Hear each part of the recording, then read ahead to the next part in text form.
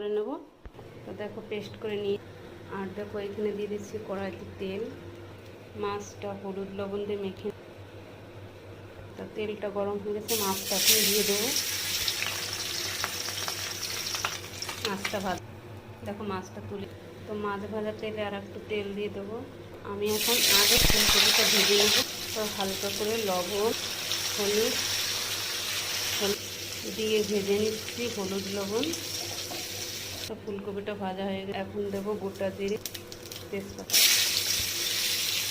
আলুটা ভাজা হয়ে এখন দিয়ে দেবো বেটে রাখা মশলা, জিরে হলুদ লবণ। তো এখন আমি নেড়ে ফেড়ে নেব।